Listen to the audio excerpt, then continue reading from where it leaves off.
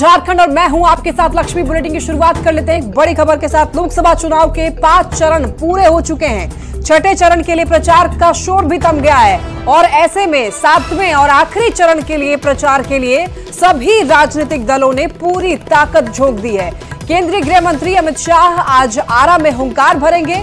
आरा के रमना मैदान में गृह मंत्री अमित शाह जनसभा को संबोधित करेंगे। अमित शाह आरा से एनडीए उम्मीदवार आरके सिंह के लिए वोट मांगेंगे, प्रचार प्रसार करेंगे। साथ ही बक्सर से एनडीए कैंडिडेट मिथिलेश तिवारी के लिए भी यहां पर वोट की अपील करने वाले हैं। तो आरके सिंह के लिए वोट मांगेंगे, साथ ही साथ मिथिलेश तिवारी के लिए भी वोट की अपील करेंगे गृह मंत्री अमित शाह। तो अमित शाह का मिशन बिहार अब आखिरी चरण में चुनाव चल रहा है और ऐसे में बता दें आपको, वोटर्स को साधने के लिए गृह मंत्री अमित शाह यहां पर पहुंच रहे हैं और उम्मीदवारों के पक्ष में वोट की अपील करेंगे।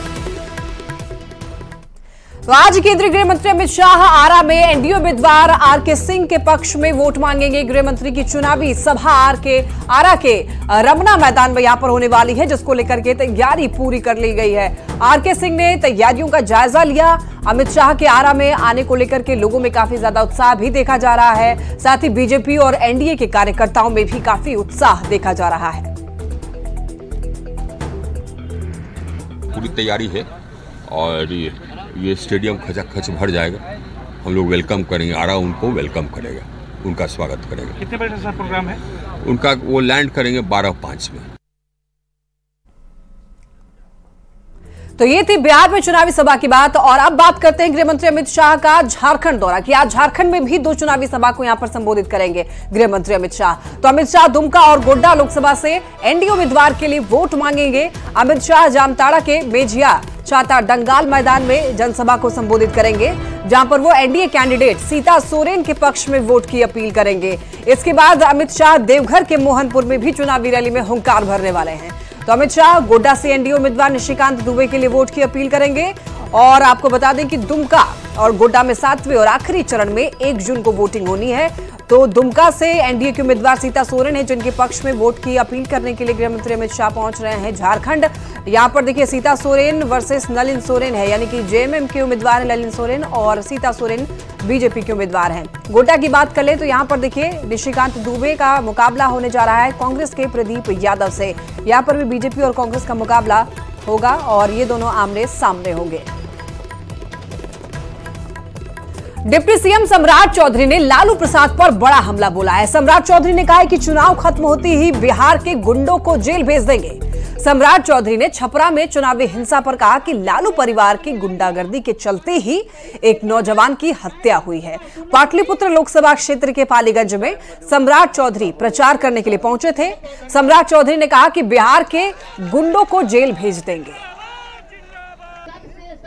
सारा दिन होने लालू जी के गुंडों को एकदम ठूस ठूस के जेल में बंद करूंगा, कोई बचा नहीं सकता। एकदम बेफिक्र रहिए। ये जो माफिया लोग के चक्कर में है लालू प्रसाद जी, बालू माफिया, शराब माफिया और जमीन माफिया, एकदम लिस्ट बना रहा हूं। जैसे ही चुनाव खत्म होगा सबको या तो फुलवारी के जेल में बंद करूंगा, नहीं तो सब नेपाल भागना शुरू कर देगा। इतना स्वस्थ कर। छपरा गोलीकांड पर श्रम संसाधन मंत्री संतोष सिंह ने प्रतिक्रिया देते हुए लालू परिवार पर हमला बोला। और संतोष सिंह ने कहा कि जब राबड़ी जी बिहार की सीएम थी तो मेरे बेटे का अपहरण हुआ था। जब थोड़ी सी आहट आती है और लालू जी जहां कैंप करते हैं वहां लाठी डंडे से ही बात होती है। ये लोग समाज, बिहार और देश के लिए खतरा है।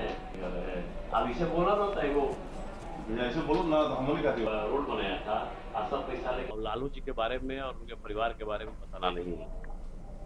और मैं तो भाई भुक्तभोगी हूँ। मेरे बेटे का किडनैपिंग हुआ था जब राबड़ी जी मुख्यमंत्री थी बिहार। और हमसे पूछिएगा तो ये पुनरावृत्ति है। जब थोड़ी सी आहट आती है और जहां लालू जी कैंप करते हैं वहां लाठी डंडे से ही बात होती है। बाकी क्या वहां विषय है अभी हमें जानकारी इस विषय का नहीं है कि झगड़ा क्यों हुआ, लेकिन इतना तो तय है कि जब लालू जी आते हैं तो लाठी लेके आते हैं, और लाठी लेके आते हैं तो क्या करते हैं सबको पता है कि 2005 का जो शासन देखा है, जो जंगल राज देखा है, बेटी बहन असुरक्षित थी, 3 बजे के बाद कोई घर से बाहर नहीं निकलता था, उसके बारे में बताएं। ये ऐसे लोग नहीं आए, ये समाज के लिए खतरा है। ये बिहार के लिए लोग खतरा है और देश के लिए खतरा है। और एक बड़ी खबर पूर्णिया से आ रही है। पूर्णिया के जिला स्कूल भवन में डीपीओ के खिलाफ शिक्षकों ने जमकर के बवाल काटा है। बताया जा रहा है कि मीटिंग के दौरान डीपीओ ने शिक्षकों को गधा कह दिया, जिस पर शिक्षकों का गुस्सा फूट पड़ा। दरअसल कल सभी प्रधानाध्यापकों और कंप्यूटर शिक्षकों को डीईओ और डीपीओ ने बैठक के लिए बुलाया था। बैठक शुरू होते ही डीपीओ सर्व शिक्षा अभियान ने अपशब्द का प्रयोग किया और शिक्षकों को गधा कह दिया, जिसके बाद शिक्षकों ने हंगामा करना शुरू कर दिया और बैठक छोड़ करके वहां से बाहर निकल गए। डीपीओ के खिलाफ अब भी हेडमास्टर्स और शिक्षकों का गुस्सा शांत नहीं हुआ है और वो डीपीओ सर्व शिक्षा अभियान के खिलाफ कार्रवाई की मांग कर रहे हैं।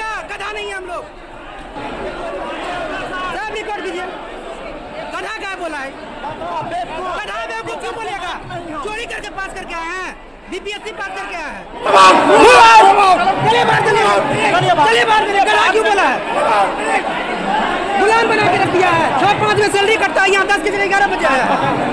इसका सैलरी नहीं कटेगा, गधा क्यों बोला ये? हाँ, पढ़ाने लायक नहीं है, क्यों रिक्रूट किया? 1.5 लाख गधा रिक्रूट किया है। चलिए, गधा क्यों बोला? देखिए, अब डीपीओ पर कार्रवाई करने की मांग की जा रही है शिक्षकों के द्वारा। ये पूर्णिया से खबर सामने है। डीपीओ के खिलाफ शिक्षकों ने जमकर हंगामा किया, जमकर बवाल काटा। डीपीओ पर अपशब्द कहने का आरोप यहां पर लगाया जा रहा है। दरअसल डीपीओ ने शिक्षकों को गधा कह दिया।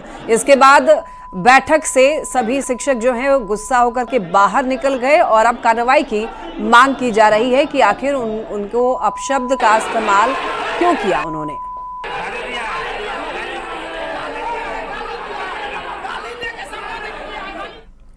कांग्रेस के वरिष्ठ नेता शशि थरूर ने बीजेपी के 400 पार के दावे पर निशाना साधा है। उन्होंने कहा है कि सपने सभी देख सकते हैं, हसीन सपने सब देख सकते हैं। जनता के मन में बदलाव का भाव लेकिन अब आ चुका है और दिल्ली में बदलाव होगा।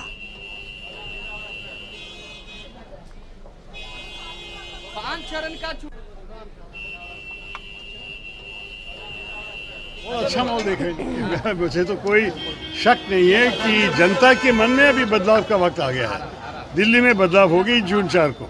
लेकिन बीजेपी के तो लोग कह रहे हैं बिहार में 40, देश में 400। देखिए, सपने तो सब देख सकते हैं, देख लीजिए हसीन सपने। लेकिन मैं आपसे कह रहा हूं कि पिछले बार से बहुत कम गिरने वाले हैं बीजेपी, सिर्फ बिहार में नहीं पूरे देश में। गया पहुंचे मध्य प्रदेश के मुख्यमंत्री मोहन यादव ने, आपको बता दें, यहां पर कांग्रेस और टीएमसी पर जमकर के निशाना साधा और कहा कि इन लोगों ने अब तक जिन्ना की विभाजनकारी मानसिकता को ही विकसित किया है, जिनके कारण देश का बंटवारा हुआ था। राहुल गांधी भले ही कल बोल रहे हैं, लेकिन इनके पूर्ववर्ती प्रधानमंत्री मनमोहन सिंह ने एक बार नहीं 2-2 बार पार्लियामेंट में बोला, बाहर भी बोला कि इस देश पर पहला हक मुस्लिम समाज का है। इसका अर्थ ही है कि वो मुस्लिम समाज को SC, ST, OBC से भी पहले नंबर पे रखना चाहते हैं। ये उसी प्रकार की बात हुई जिसे SC, ST, OBC का आरक्षण काट करके मुस्लिम समाज को कांग्रेस ने जो दिलवाया था, ममता बनर्जी ने जो दिलवाया है, ये उसी मानसिकता का परिचय है। कांग्रेस हमेशा इस तरह की मानसिकता रखती है। बीजेपी में शामिल होने के बाद पहली बार बेतिया पहुंचे यूट्यूबर से नेता बने मनीष कश्यप ने दावा किया है कि चंपारण की सभी 4 सीटों पर एनडीए जीत हासिल करेगी। पश्चिम चंपारण से एनडीए उम्मीदवार संजय जायसवाल के पक्ष में प्रेस कॉन्फ्रेंस करते हुए मनीष कश्यप ने यह कहा है कि पश्चिम चंपारण ही नहीं बल्कि पूरे बिहार की 40 सीटों पर एनडीए की जीत होने वाली है। और इस दौरान मनीष कश्यप ने तेजस्वी यादव पर जमकर हमला बोला। शिक्षा व्यवस्था पे काम होना चाहिए, स्वास्थ्य व्यवस्था पे काम होना चाहिए और नीतीश कुमार जी जो है उस पे जो है नरेंद्र मोदी जी के साथ मिलकर काम करेंगे, क्योंकि 2012 के बाद से बिहार एक पॉलिटिकल अनस्टेबल स्टेट हो गया था, जिसमें नीतीश कुमार जी 3-4 बार इधर उधर दल बदल हो गया। नहीं करेंगे, ये गारंटी है। मनीष कश्यप ने बोला था सरकार गिरेगा, सरकार गिर गया। मनीष कश्यप ने बोला था पुल गिर नहीं। अरे सर, अरे सरकार भगवान ने गिराया ना, पुल भगवान ने गिराया ना, तो भगवान अब जो है नीतीश कुमार को पलटने नहीं देंगे। पटना में लोकसभा चुनाव में वोट प्रतिशत बढ़ाने के लिए दिन रात जागरूकता अभियान चलाया जा रहा है। साथ ही वोटर्स में स्लिप बांटने का भी तेजी से काम किया जा रहा है। जिला प्रशासन के स्वीप कंट्रोल रूम से सभी बीएलओ से लेकर के वोटर्स तक पर नजर रखी जा रही है। स्वीप कंट्रोल रूम से ज्यादा जानकारी दे रहे हैं न्यूज 18 संवाददाता रजनीश कुमार। पटना जिले के दोनों लोकसभा क्षेत्र में 1 जून को चुनाव होने वाला है, जिसको लेकर जिला प्रशासन लगातार तैयारी में जुटा हुआ है। और आज छुट्टी का दिन है, बावजूद जिला प्रशासन के स्वीप कंट्रोल रूम में तमाम जो कर्मी और अधिकारी हैं, देख सकते हैं ड्यूटी पर मुस्तैद हैं। यानी वोटर्स के बीच लगातार जो पर्चा है उसका वितरण किया जा रहा है। सभी बीएलओ फील्ड में लगातार काम कर रहे हैं और यहां से मॉनिटरिंग की जा रही है। यानी एक भी वोटर छूटे ना, इसको लेकर जिला प्रशासन ने संकल्प लिया है और लक्ष्य रखा है 70% वोटिंग कराने का। और इसी वजह से जो वीटीआर है, चूंकि उसका इतिहास अच्छा नहीं रहा है, पटना के पाटलिपुत्र लोकसभा हो या पटना साहिब हो, वीटीआर कम रहा है। ऐसे में इस बार 2024 में जिला प्रशासन की कोशिश है कि वीटीआर जो है यानी रेटिंग जो है वो इस बार ज्यादा हो। और यही वजह है कि देखिए आईसीडीएस के तमाम जो अधिकारी हैं, कर्मी हैं, वो अभी छुट्टी के दिन भी काम कर रहे हैं। इसके साथ साथ शिक्षा विभाग के भी जो कर्मी हैं, सभी लोग काम कर रहे हैं और एक एक बूथ से जो है रिपोर्ट ली जा रही है। जरा बातचीत करते हैं, हमारे साथ यहाँ के नोडल ऑफिसर हैं स्वीप कंट्रोल रूम के। ये बताइए कि आज छुट्टी का दिन है, कितना काम हो रहा है? आज के तिथि में सभी बीएलओ जो हैं क्षेत्र में मतदाता पर्ची का वितरण कर रहे हैं, तो उसी की मॉनिटरिंग हो रही है कि किस क्षेत्र में किस हद तक वितरण हुआ है, कहाँ कम हुआ है, कहाँ ज्यादा है। इंश्योर कराना है कि हर जगह हर वोटर के हाथ में उनकी पर्ची मिल जाए। मतलब तो कितने परसेंट अब तक जो है पर्ची बांट दिए गए हैं? 50% से अबव हो चुके हैं। अभी तक का जो फिगर आया है उससे ज्यादा ही वितरण हो गया है। ये आप देख पा रहे होंगे, ये अलग अलग बूथ लेवल पर का रिपोर्ट है। यानी जो बीएलओ हैं वो स्थानीय स्तर पर, लोकल स्तर पर काम कर रहे हैं। और यही वजह है कि अभी संडे हो या मंडे या फिर हॉलीडे, इसकी परवाह नहीं है और तमाम जिला प्रशासन के जो कर्मी हैं, अधिकारी हैं, ड्यूटी पर मुस्तैद हैं। एक ही लक्ष्य है, वीटीआर बढ़ाना और एक भी मतदाता छूटे ना। कैमरामैन अमित के साथ रजनीश कुमार, न्यूज 18 पटना। जहानाबाद के स्पोर्ट्स कॉम्प्लेक्स में निर्वाचन विभाग की ओर से स्वीप कार्यक्रम का आयोजन किया गया, जिसमें लोक गायिका मैथिली ठाकुर ने लोकगीतों के माध्यम से मतदाता को, वोटर्स को जागरूक किया और उन्हें वोट देने के लिए शपथ भी दिलाई। कार्यक्रम में जिले के डीएम के साथ ही तमाम अधिकारी भी उस दौरान मौजूद रहे।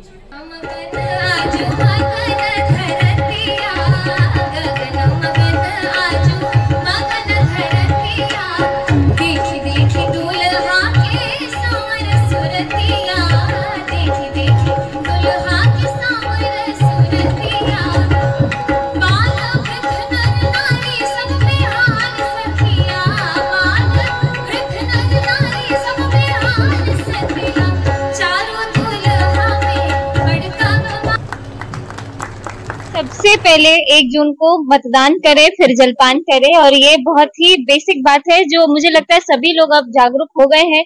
और जिस तरीके से मैं अलग अलग जिलों में जा रही हूँ, लोगों का उत्साह देख रही हूँ, मुझे लग रहा है जहानाबाद में मुझे सबसे ज्यादा लोगों का प्यार मिला, लोगों का उत्साह देखने को मिला है। और उम्मीद है जहानाबाद में 100% मतदान हो।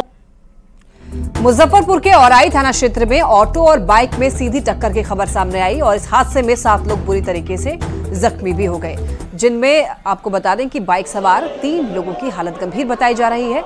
सभी घायलों को स्थानीय लोगों की मदद से औराई के पीएचसी लाया गया, जिसके बाद उन्हें एसकेएमसीएच अस्पताल रेफर कर दिया गया।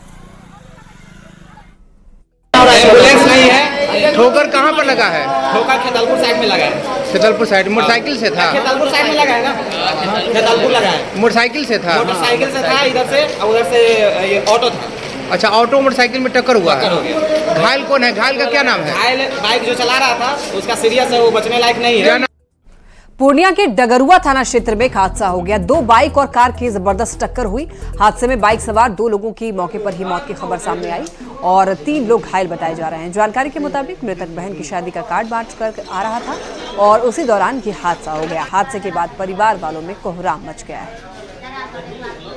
घर से घर जा रहा था, गुलाबबाग से काट बांट के शादी है संडे को। अच्छा, उसी में स्कॉर्पियो वाला मार दिया। गाड़ी वाला पकड़ा है? गाड़ी वाला रुकी हुई है। अच्छा, चक्का में घुस गया, पूरा गाड़ी अंदर में घुसा। कितना आदमी घायल है? 5 आदमी है 2 गाड़ी से। डेट कितने आदमी? 2 आदमी अभी तक।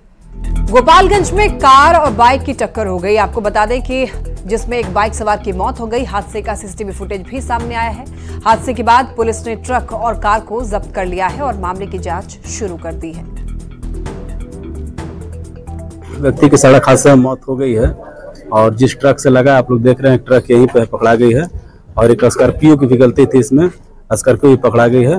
बाकी चालक भाग गया है और एक व्यक्ति जो इन दोनों वाहन में से है उसका पकड़ाया है, उसको हम लोग डिटेन करके थाना में रखवाए हैं। और यहाँ रुक रहे एक छोटे से ब्रेक के लिए, आप देखते रहिए न्यूज़ 18।